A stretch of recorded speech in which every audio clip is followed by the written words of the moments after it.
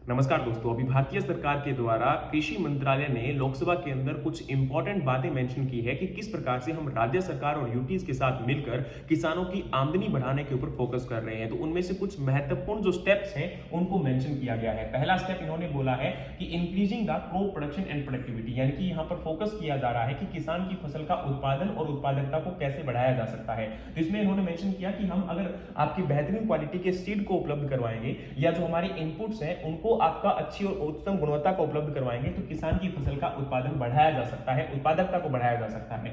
दूसरा है reduce the cost of production या reduce the cost of cultivation, यानी कि जो हमारी इनपुट कॉस्ट है, लागत है, उसको कम किया जाए ताकि जो प्रॉफिट मार्जिन है, जो लाभ आपका है, उसको बढ़ाया जा सके। नेक्स्ट है जी remunerative return from for farmer produce to enhance their income, यानी कि किसान जो है वो अपनी फसल का उचित दाम मार्केट से ले सके, जिसके अंदर एमएसपी को एंश्योर करने की कोशिश की जा रही है। इसके अलावा ये भी जरूरी हो जाता है कि किसान प्राइवेट सेक्टर से या प्राइवेट मार्केट के अंदर कैसे अपनी फसल को बेचकर एक हायर इनकम जनरेट कर सकता है।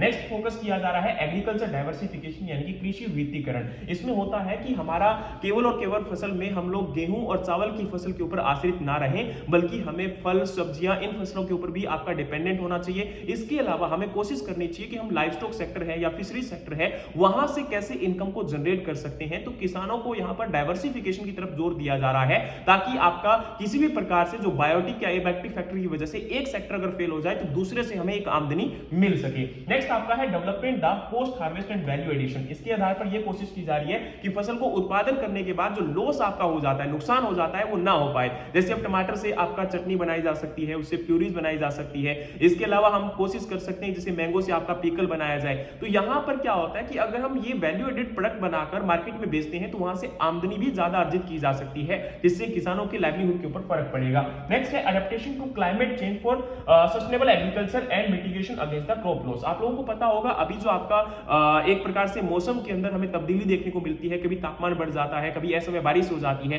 तो उस नुकसान को कैसे किसान कम कर सकते हैं, इसको लेकर समय समय पर एडवाइजरी दी जाती है और कोशिश की जाती है कि नई आपकी टेक्नोलॉजीज को डेवलप किया जाए ताकि किसान के इस नुकसान को कम किया जा सके और ऐसी किस्मों को आपका उपलब्ध करवाया जाए जो कि आने वाले समय के अंदर आपका तापमान को या टेम्परेचर को या क्लाइमेट को एडजस्ट कर सके और एक अच्छी आपकी फसल का उत्पादन हमें दे सके। तो आप लोग बताइए क्या वाकई में सरकार किसानों की आमदनी को इंक्रीज कर पाएगी या नहीं कर पाएगी। मिलते हैं नेक्स्ट वीडियोस में, तब तक के लिए जय हिंद, जय भारत।